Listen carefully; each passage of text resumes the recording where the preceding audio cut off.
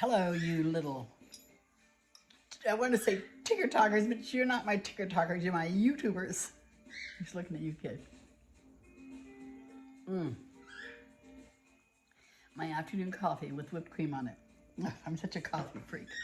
Now, I know I've talked about this before, but I want to talk about this again. First, I'm going to tell you a little story about the Bible, and I'm sure you probably already know this story, but if you do, just bear me out, okay? The Israelites were in captivity. They were slaves in Egypt at one time. And God had promised them he was going to send someone to free them. So Moses comes, and is it Moses or Abraham? My God, it's Moses. Look at me. It's Moses. Moses comes, and Moses actually takes them, God tells him, to take them to this promised land that he had prepared for them. The promised land was only 40 miles away from where they were. So they all set out on this trek, and God does all kinds of miracles to get them there. He feeds them manna, which just grows every day. They go out and pick this manna, and you can't save it, but it's there every day that you can eat. The provision was there. They whined and complained, and to make a long story short, it took them 40 years to go 40 miles. Now, how many of you have been on that same kind of a trek? God has a vision for you. He has a good plan for your life, and you're taking years, and you still haven't gotten there. And then when the Israelites did get to the promised land, they finally made it, they sent some spies in. And the spies come back and they say, there's giants in the land. We can't go in. So there were only two that said, all right, you know what? We're going in anyway. It was Caleb and Joshua. They said, we're going in. We can fight the giants. Now, the moral of this story, so to make a long story short, all of that generation of people walked all that way, got to the promised land, and wouldn't go in because there were giants in the land. Let me tell you something, folks. There's giants in the land for all of us. And those of you that are not willing to fight for what you know is right will never make it into your promised land.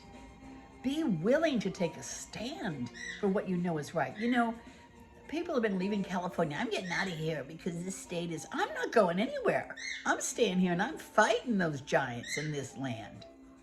I'm claiming this land for me and my family. I'm not going anywhere. Anybody that flees, because I'm going to tell you, wherever you go, you got new giants there. Life, God says, life is full of problems, but I have overcome them. So when you turn your heart over to the Lord, as I have, he fights, I have to go in there, I have to do my part. Remember the caveat.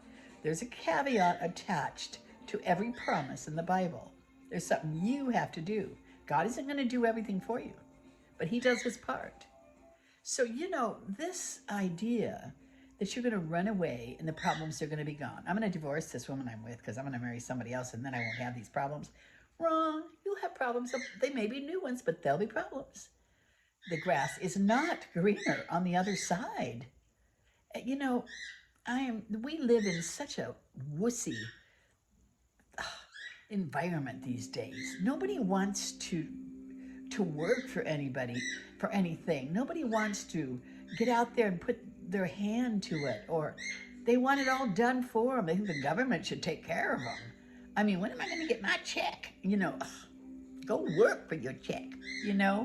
I get so, look at me. I'm old and I know stuff like that.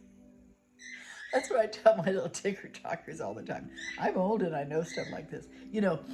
I have 77,000 subscribers on my TikTok, you guys. And God bless them. I mean, they're so precious.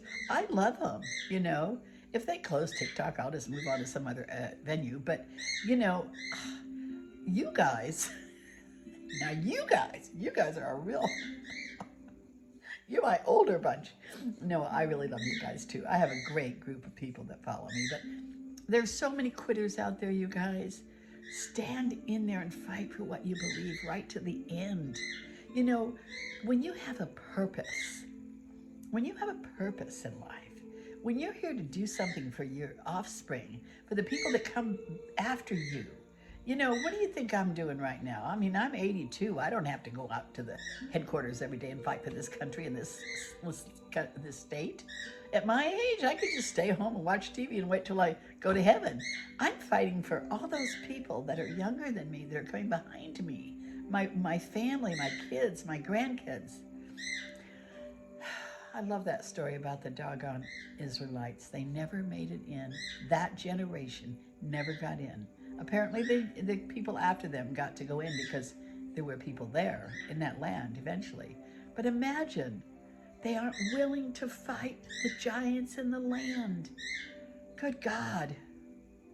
Stand up for what's right. Be willing to fight, all right?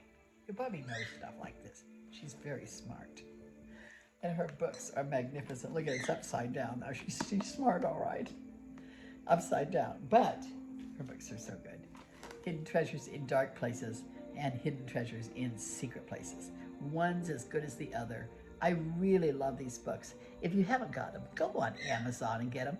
And if you know what I would also appreciate, if you'd go in and do a review for me. Go do a review, especially on this one. If you have this book and you haven't done a review, please go do one, because this one doesn't have quite as many reviews as this one, and it's equally as good, maybe even a little better if you want to know the truth. All right, that's what I had to say today. That's it, you got it. All right, so until next time, this is your friend, Velma Hagar, bidding you a blessed day and reminding you to go in and fight the doggone giants.